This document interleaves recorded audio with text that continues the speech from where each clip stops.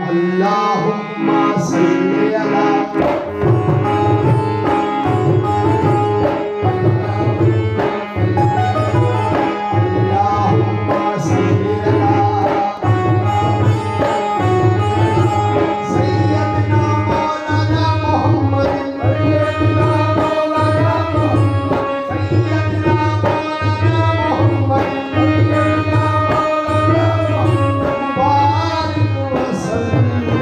پھر اشارہ کیا کہ آ جائیے یہاں، یہ کپڑا لیجئے.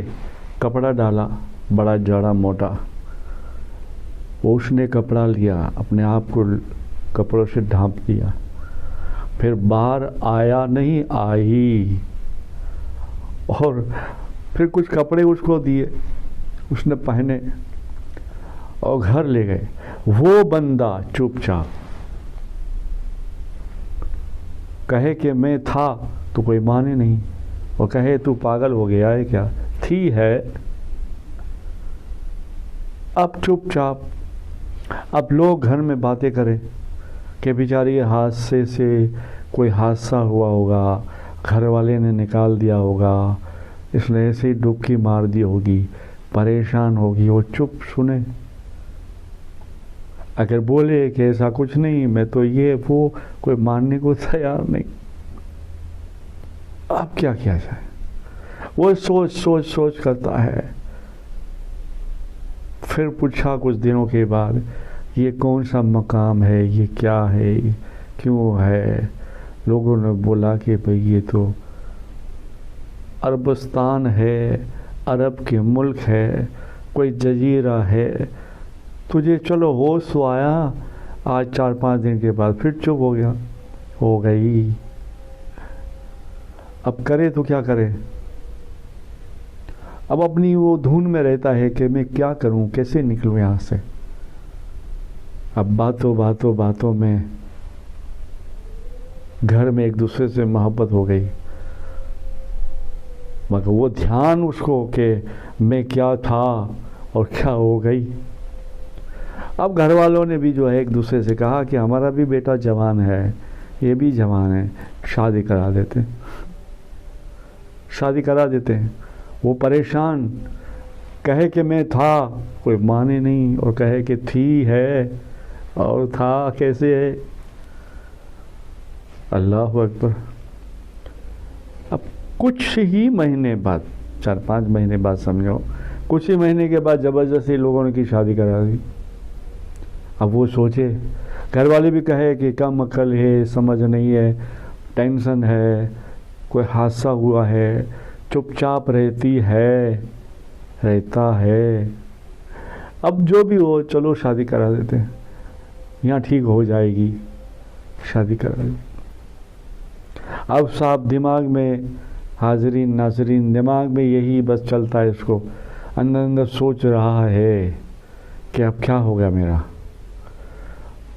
پھر وقت گزرتا گیا، بات بڑھتی گئی، یہاں تک کہ 1 2 3 4 بچے ہو گئے. عمر بھی جاتی رہی، مگر وہ ٹینشن ہے اس کو، وہ ایک دم ہرا بھرا، اس میں کوئی کمی نہیں ہے. جب بھی وہ سوچ میں رہتا ہے، گھر والے کہتے ہیں رہتی ہے، 3 بچے ہو گئے پھر بھی سوچ میں رہتی ہے. پتہ نہیں اور اس کو کیسا غم ہے. وہ غم کا کوئی نام ہی نہیں یار. جو ولیوں کی توہین کرے اس کے یہی حالات ہوتے ہیں. اس لیے اللہ نے کہا ہے قرآن میں، خبردار میری ولی سے الجھنا نہیں. میرے ولی سے اگر الجھنا ہے، آ جاؤ میرے سامنے، مجھ سے جنگ کرو. اللہ کہتا ہے برداشت نہیں. آج بھی یہ سب کچھ ہوتا ہے، اللہ سے برداشت نہیں. اللہ کی شان ہے، قرآن میں خود کہتا ہے. مگر یہ جو ہو رہا ہے وہ کچھ ہمارے اعمال کی وجہ سے، ناعملیت کی وجہ سے، جو ہم عمل نہیں کرتے. کیا المختصر 4 بچے ہوئے ہیں، 4. ایک مرتبہ پھر وہیں اس کا جانا ہوا. لوگ اس کو ندی کے کنارے لے نہیں جاتے تھے. پھر اس کا جانا ہوا تو اس کو یاد آیا یاد آیا تو بچوں سے کہا کہ میں بھی چلو ذرا ڈبکی لگا کے آتی ہوں، بچوں یہاں رہو۔ اور جیسے ہی وہ ڈبکی لگانے گئی اور جیسے ڈبکی لگائی اور جب باہر نکلی تو نکلا ہو گیا، یعنی تھا ہو گیا، تھی ہو گئی۔ یہ کرشمہ، یہ کرامت غوث پاک کی۔ پھر جیسے وہ نکلا تو اپنے آپ کو پایا کہ میں مرد ہوں، بڑے بال بھی چلے گئے، پتہ نہیں کہاں کیا کچھ ہو گیا، اپنے آپ کو مرد پایا کہ میں تو مرد ہوں، میں تو اصلی حالت میں آ گیا۔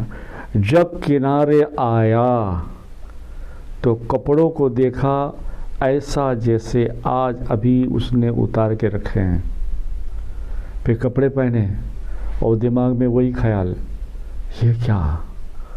پھر گھر آیا، گھر آ کے بیوی سے کہا کیا ہوا، مچھلی ہو گئی؟ تو بیوی جواب دیتی ہے اجی آپ تو جلدی آ گئے، آپ کو مچھلی جلدی کھانا ہے کیا؟ ابھی میاں میں نے تو ابھی ایک طرف اس کو پلٹائی ہے، اب دیکھو تمہارے سامنے دوسری طرف پلٹا رہی ہوں، ابھی تو ایک طرف تیار ہوئی ہے۔ تو وہ اچانک بول پڑا، اسے رہا نہیں گیا، جذبہ آ گیا، پتہ نہیں اپنے آپ میں نہیں رہا۔ تو پھر وہ کیا، 4 بچے۔ بولے کون سے 4 بچے؟ بولے تجھے نہیں سمجھ پڑے گی، تو مچھلی بنا، میں آتا ہوں غوث پاک کی خدمت میں جا کے۔ سبحان اللہ۔ وہ نکلا وہاں جہاں غوث پاک کے بیان تھے۔ پھر غوث پاک نے موضوع چینج تھوڑا سا کیا اور کہا ہٹ جاؤ، اسے آنے دو، ہم نے کہا تھا کہ تجھے ہم بتائیں گے ہمارے نانا کیسے 7 آسمان پر گئے اور آئے اور کیسے معراج ہوئی۔ وہ دور سے ہی ہاتھ جوڑتے ہوئے آتا ہوئے کہتے جاتا ہے مرحبا یا غوث پاک، مرحبا یا غوث پاک۔ سبحان اللہ، سبحان اللہ، مان گیا۔ لوگ حیران، اتنے مجمع میں لوگوں نے جگہ بھی دے دی۔ غوث پاک کا حکم تھا کہ اسے آنے دو، بتلا دوں میں اس کو، بتلا دیا میں نے اس کو، آنے دو اس کو۔ لوگ حیران کہ سرکار کیا کہہ رہے ہیں، وہ یہ چلا رہا ہے مرحبا یا غوث، مرحبا یا غوث، مان گیا یا غوث، مان گیا، رتبہ بلند پیروں کے پیر دستگیر، رتبہ بلند پیروں کے پیر دستگیر۔ وہ آیا سامنے کھڑا رکھے ہاتھ جوڑ کے کہتا ہے حضور آپ کے دادا و نانا ایسے گئے آسمان، ایسے آئے زمین پر، ایسے معراج ہوئی۔ ہاتھ جوڑ کے سب کے سامنے سر جھکا کے کہا حضور مان گیا، مجھے معاف کر دیجیے۔ غوث پاک نے فرمایا اور ثبوت چاہیے کیا؟ کہا نہیں باپ، میں باپ نہیں۔ وہ سب کے سامنے مجھے کلمہ پڑھائیے اور میں عہد کرتا ہوں میری 7 پشت تک اس کہانی کو لے کر میں بتلاؤں گا اور کہوں گا خبردار اللہ کے ولی کی توہین نہ کرنا، توہین ہرگز نہ کرنا، ہرگز نہ کرنا۔ سبحان اللہ، سبحان اللہ۔ تو سرکار غوث پاک کی تو کیا شان یار، قدم قدم پر کرامتیں، قدم قدم پہ کرامتیں، آج بھی جاری ہے کرامتیں۔ آپ کو اور مجھے کیا معلوم کیا، مگر ایک میری محبت کی بات اور ایک سنی سنائی بات کتابوں میں تو ہے نہیں، مگر سنی سنائی بات، مگر اس پہ تھوڑا بھروسہ کیا سکتا ہے۔ وہ یہ کہ ایک میرا مرید ہے کویت میں، جب بغداد کا جنگ چلتا تھا، صدام کے زمانے کی بات، اور لوگ بم وغیرہ پھینکتے تھے، تو وہ خود کہہ رہا ہے، اور اس کی بلڈنگ جو تھی، جو بلڈنگ میں رہتا تھا، وہ کہہ رہا ہے کہ میں نے میری آنکھوں سے دیکھا سارے بغداد کی لائٹ بند کر دی جاتی تھی، مگر غوث پاک دربار کی لائٹ روشن رہتی تھی۔ تو کچھ لوگ بم ادھر ادھر پھینک رہے تھے، تو 1-2 بم جو ہے لوگوں نے دربار کی طرف بھی پھینکے۔ یہ میرے مرید کے کہنے سے، اور شرع کا پابند ہے وہ، اور وہ اس نے اپنے آنکھوں سے دیکھا ہے۔ ایک محبت کی بات ہے، اگر آپ کو اچھی لگے تو سبحان اللہ یاد رکھنا، نہیں لگے تو واپس دے دینا۔ تو وہ کہتا ہے، اور ہم تو سنی ہیں، سن کر ایمان لائیں. کہاں ہم نے رسول کو دیکھا؟ کہاں قرآن نازل ہوتے ہوئے دیکھا؟ ہم نے تو سنا ہے اللہ ایک ہے، ہمارے پیارے نبی ایک ہیں، قرآن ایک ہے، عبد القادر پیروں کے پیر دستگیر جیلان سرکار ایک ہیں.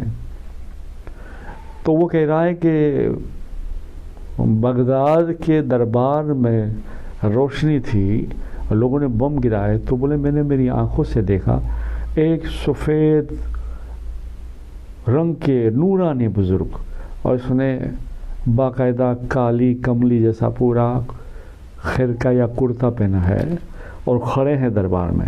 جیسے بم آتا ہے لیتے ہیں کرتے میں ڈالتے ہیں، بم آتا ہے لیتے ہیں کرتے میں ڈالتے ہیں. ایسے بولے میں نے 6 مرتبہ دیکھا. پھر وہ ہیلی کاپٹر پلین گھومتے گھومتے چلا گیا. وہ سمجھ کر کے اب تو صبح سب ختم ہو گیا ہوگا، مگر صبح جب کسی کے ذریعے وہ لوگوں نے معلوم کیا تو ایسا ہوا، ایسا لگا. پھر لوگوں نے دیکھا بھی کہ پتھر کا ٹکڑا بھی نہیں ہلا تھا. یہ ہے غوث پاک کا کرم. آج بھی ہے کرم، دل و جان سے مانا کرو، ہو جائے گا تم پر بھی کرم. اللہ سے اس امید کے ساتھ کہ اللہ ہمیں اور تمہیں بزرگوں کی محبت دے، اپنے پیر کی بھی محبت دے، اور پیروں کے پیر دستگیر کی بھی محبت دے، حضور غریب نواز کی بھی محبت، پنجتن پاک کی محبت، تمام صحاباؤں کی محبت، تمام اولیاء اللہ کی محبت. خیر اللہ تمہیں اور ہمیں خوش رکھے، اور آپ اپنا بہت خیال رکھیے، اپنے گھر والوں کا خیال رکھیے. ابھی 11ویں شریف کا مہینہ چل رہا ہے، ہو سکے تو کچھ نہ کچھ فاتحہ نظر سرکار بغداد والے پیرانے پیر دستگیر کو کیجیے. اللہ اس کی برکت سے تمہارے گھر میں خیر و برکت عطا فرمائے. اور ضروری نہیں ہے کہ ہم بریانی بنائیں، پلاؤ بنائیں، غوث کاٹیں، ضروری نہیں ہے. غوث کے دربار میں چنے بھی پیش کرو گے وہ بھی سرکار قبول کریں گے انشاءاللہ تعالی. پھر ہم ملتے ہیں کرامت کی طرف. آپ درود پاک پڑھے، اللہم صلی علی محمد وعلی آل محمد دائما ابدا کثیرا کثیرا یا ارحم الراحمین. اللہ حافظ.